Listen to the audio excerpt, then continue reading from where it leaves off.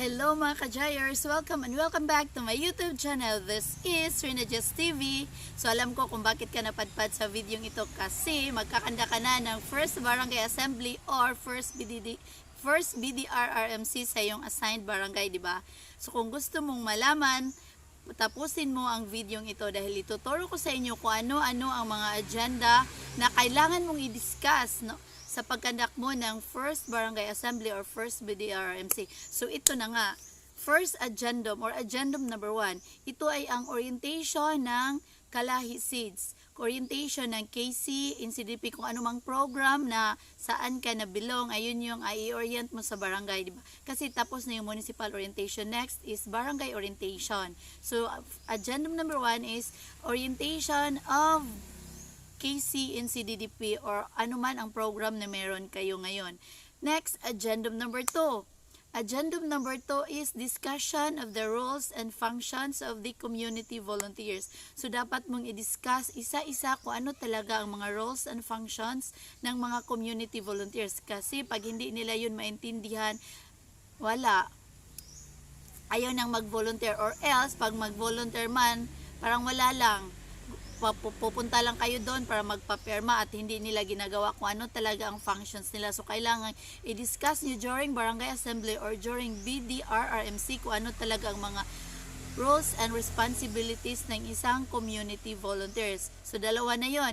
Next is agendum number 3. Agendum number 3, it is the selection of the community volunteers. Ito na yung exciting part kasi magsiselect na kayo kung sino-sino ba talaga ang gustong mag-volunteer kung saan kayo na-assign na barangay. So maraming committees. Bawat committee ay may tatlong isang chairperson at 2 member. So marami yan. Sa next vlog ko ay i-discuss natin kung ano-ano ang mga committees na kailangan mong i-elect during First Barangay Assembly or First BDRRMC. Then, the last one is other matters. Kung mayroon kayong gustong i-discuss, yun, doon yung i-ano sa other matters. Tsaka, mayroon din kayong mga outputs na kailangan yung i-submit doon sa inyong encoder. Kasi pag regional staff ka, mayroon kayong evaluation. Sa amin, every 6 months, iwan ko kung saang region ka na belong. Depende sa region nyo kung every 6 months or every 12 months ba kayo i-evaluate. Tapos, yun yung basis. I-submit no doon sa encoder kung ano yung mga ginagawa nyo sa barangay. Halimbawa, nagkakanda kayo ng First Barangay Assembly. So, yung minutes, attendance sheet, i-submit nyo doon sa municipal data encoder. Maggagawa kayo ng barangay activity minutes form kasi yun yung basis kung nagkandak ba kayo, dahil kung wala kayong sinubmit doon sa encoder, parang wala kayong ginagawa doon sa munisipyo kung saan kayo na-assign. So mag-submit din kayo ng community volunteers profile. Lahat ng community volunteers profile ay isubmit mo doon sa municipal data encoder kasi yun yung basis na mayroon ka talagang volunteers na select or na-elect during sa pagkandak mo ng First Barangay Assembly or First BDRRMC. Submit mo yun doon. Tapos, pag during sa pagkandak mo ng First Barangay Assembly or First BDRRMC, pag may mga katanungan,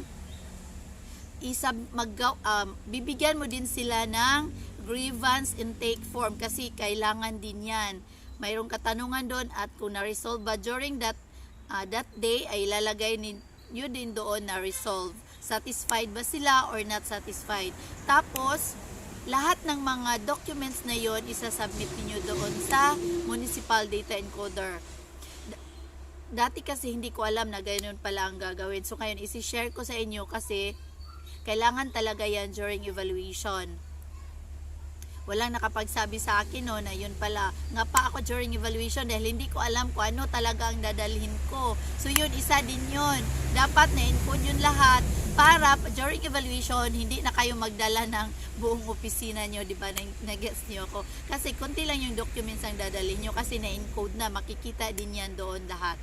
So yun lamang po ang ating i-discuss sa video ito. Next video natin ay sasabihin ko sa inyo kung ano-ano talagang mga committees na dapat ninyong elect or i-select during sa first BDRRMC. So thank you for watching and God bless you all.